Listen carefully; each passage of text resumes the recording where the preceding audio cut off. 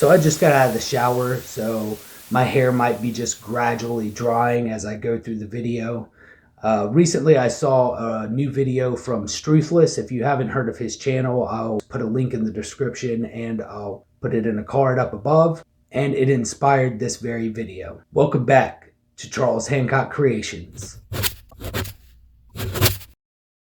Leveling up your art game doesn't have to cost you exorbitant money or require high quality mediums. The quote-unquote success of the piece really comes down to the artist and the choices they make. Here are two pieces of art to highlight the example.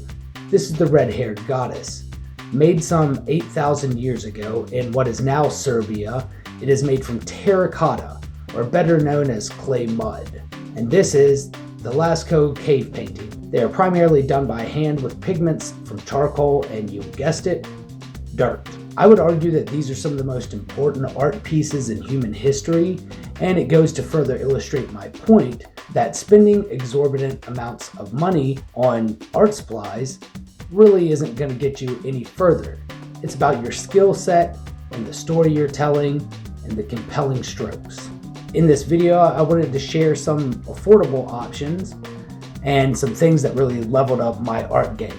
I understand that better is a subjective term, and that's why I chose to go with leveling up, because better, the examples I used, you could argue, debatable, but you could argue that those aren't good pieces of art. As I go through this list, I want to just share with you the products that I used and tell you about them and how they made my art better.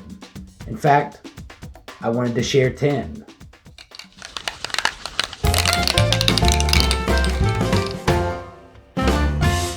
Drawing fixative is an alcohol-based varnish-like substance, usually in an aerosol spray.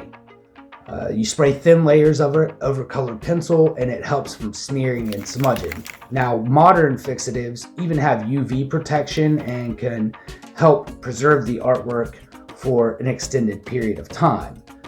Why does it make my list?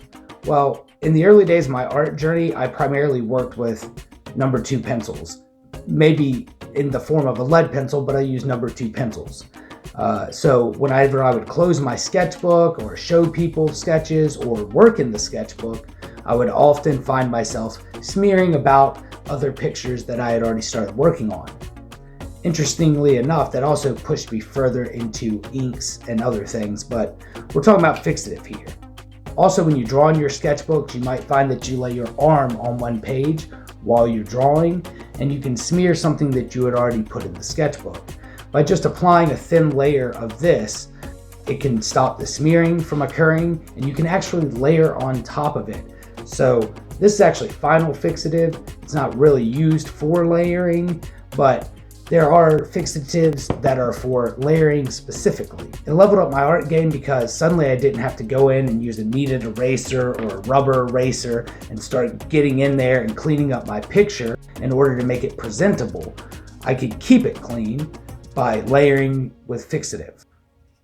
I give it a 9 out of 10.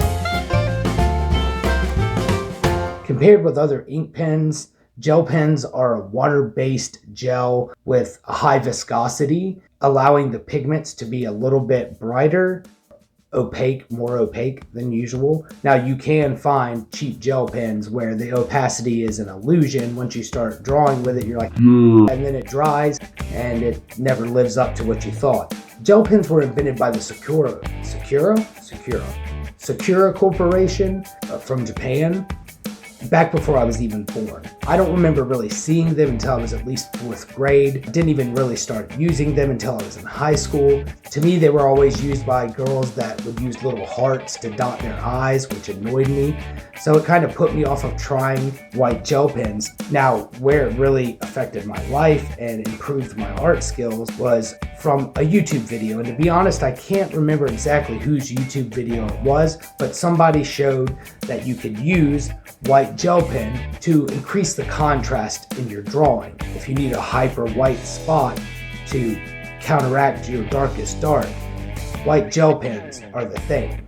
I've used them ever since to increase the contrast in my work, and to be honest, you have to be careful with this a little bit too. Not because it's toxic, although I wouldn't go writing on your tongue. They seem like a simple tool to use, and they are, but they're not exactly light fast in most cases. Also, layering them on top of other mediums can be dangerous. I like to use them with colored pencil, but in reality, over time, it's liable to flake and break off and fade because it's a water-based gelatin inside the pen, and a color pencil is usually a waxy, oily binder. Putting a water-based material over top of a wax or an oily-based material doesn't work very well.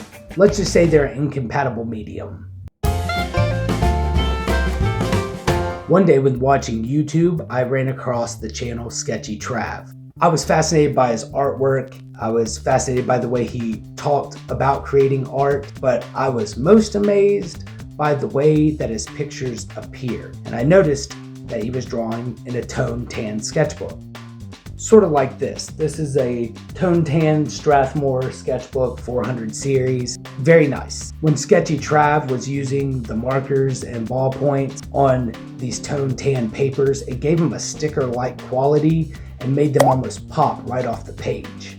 They're also available in gray. The toned paper works like a mid-tone, allowing you to also increase the contrast and to work around with colors, figuring out how gradients will work, and using that gray or tan tone to just bring your darks up to and your lights down to, and it can be very, very beautiful. With the white gel pen, that works really good too. Think about that.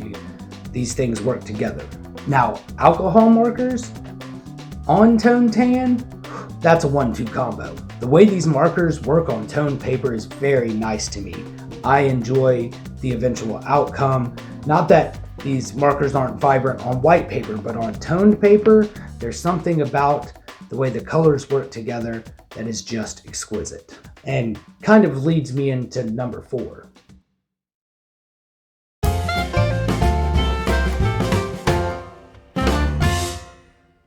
Like many kids, I grew up with coloring books and color crayons, especially at my grandmother's house, and I even enjoyed occasionally a colored pencil.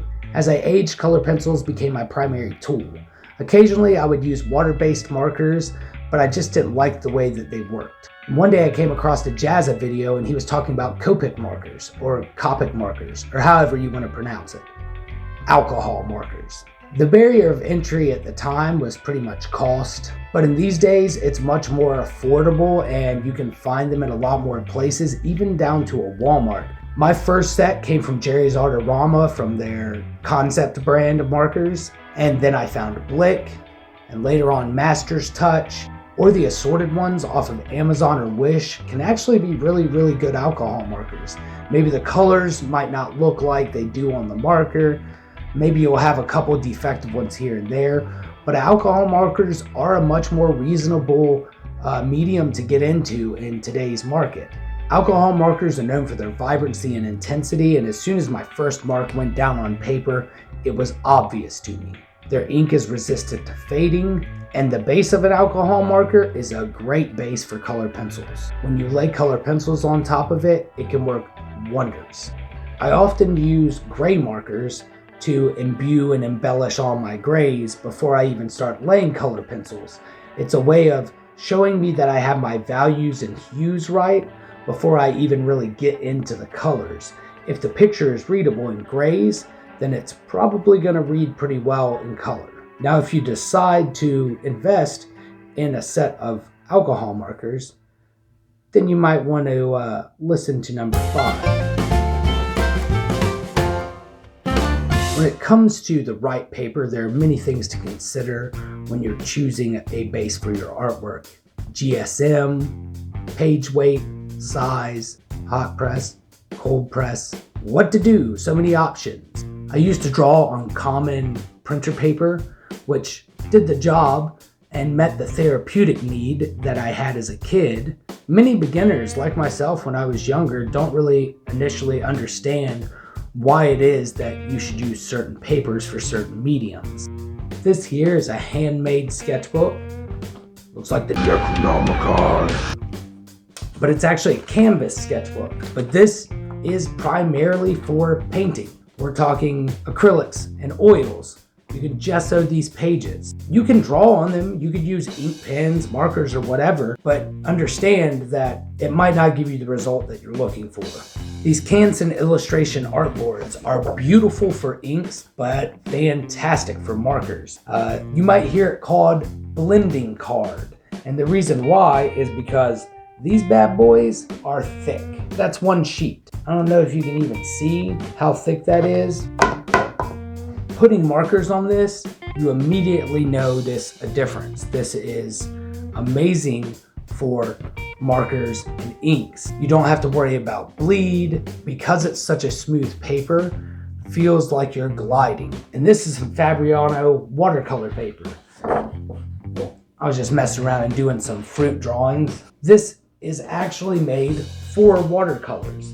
This right here is a hot press, meaning that it's when it's actually pressed, it is warm, which gives it a more smooth finish, more of a vellum type finish on the top of the paper. 140 pounds, again, it's kind of a heavyweight paper, but it needs to be when you're adding water on top of it. It can warp normal papers. It might be a problem you've come across. This leveled up the game and made me more interested in aspiring to do watercolors. Now I know you've been walking around in a Hobby Lobby or a Walmart or a Michael's and seen that sometimes you can get canvases in a multi-pack, 2, 5, sometimes even 10. Now I had seen these canvases before. I was always a little afraid to paint. I didn't think I would have a predilection to painting. I was actually kind of afraid of color until I was getting out of high school. I couldn't have admitted that to myself at the time.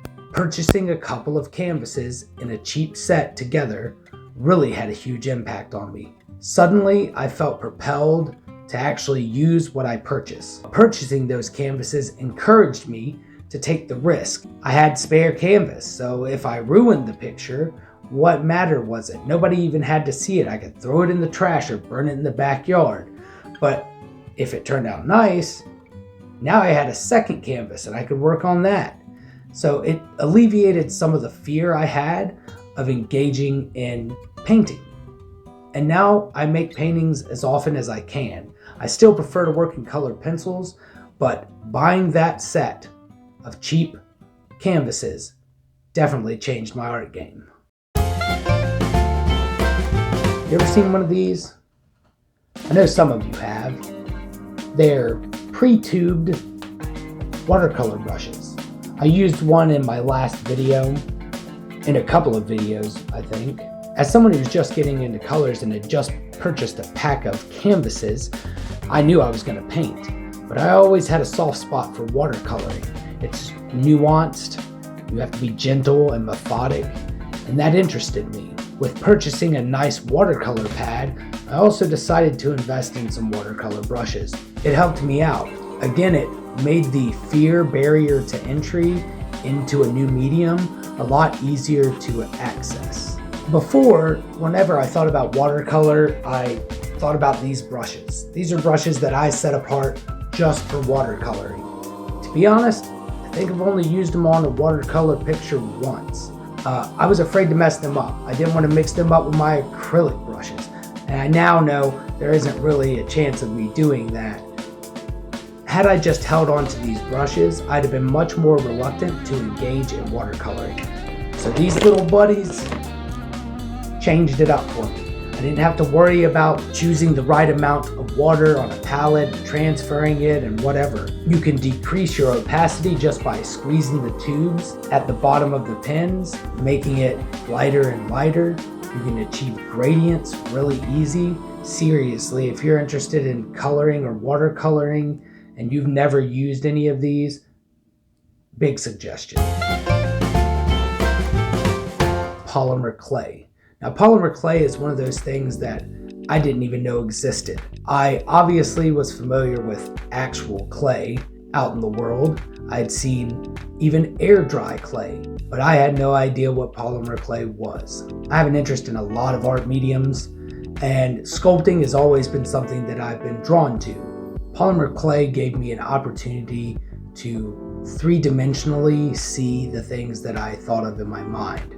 Even artists like James Gurney likes to use maquettes or make his own little statues to help him see a creature or a scene in different angles. That was never really my intent in getting polymer clay, but I did think that I would be good at sculpting. My first attempt was at a Batman, and I thought it was pretty nice. As soon as I saw the head that I was making, I could see it in 3 dimensions, and I suddenly saw why sculpting and drawing can go hand in hand.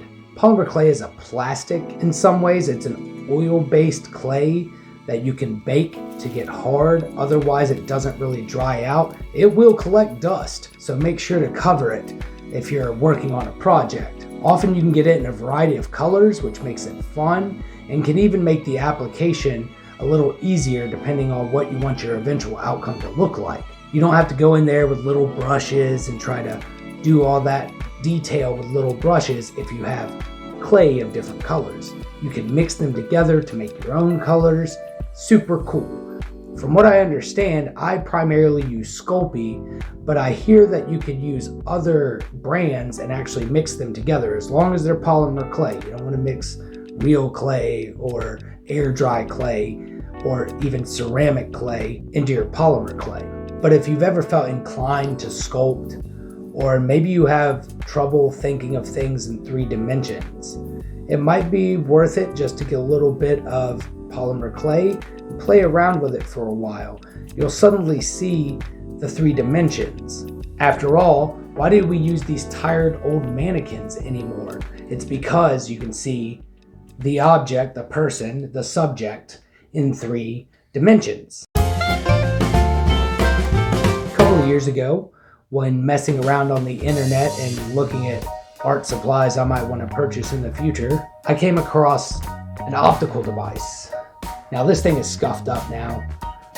It's on me, but I can even replace it with a different piece of plastic or a piece of glass.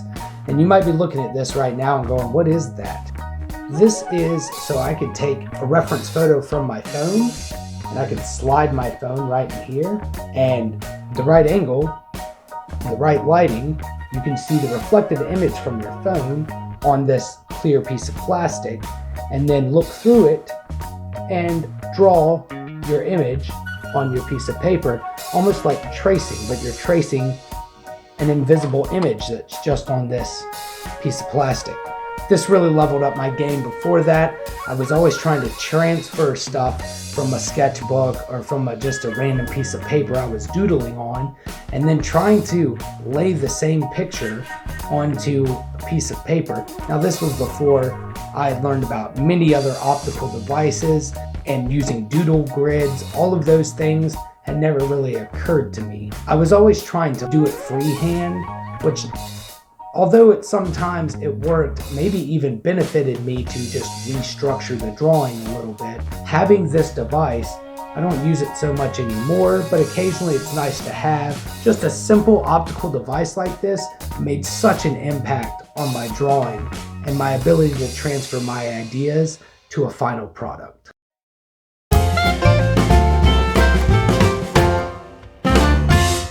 And the last thing that really leveled up my art game, and that I would honestly suggest if someone asked, was a copy of Bridgman's Life Drawing. This is my copy of Bridgman's Life Drawing, and it isn't hard to find these. You can find them at used bookstores, on Amazon.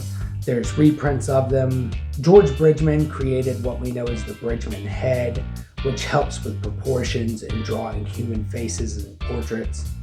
But this book basically goes into drawing the figure, weight, distribution, flow. It's basically an extensive book about gesture and how that affects your drawings. He also has some phenomenal anatomy books. If you feel like your drawings are stiff or stale, just working on some gestures, learning about weight, learning about balance, those kinds of things make a big difference. I still struggle with it, but Bridgman's always there on the bookshelf to help me out. So that's it.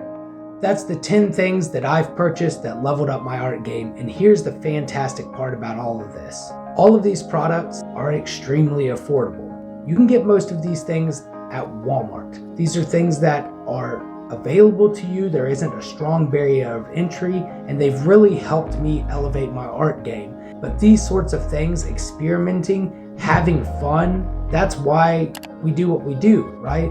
It's a job, a hobby, an interest that gives us a feeling of fun and happiness. And that is something that nobody can take away from you.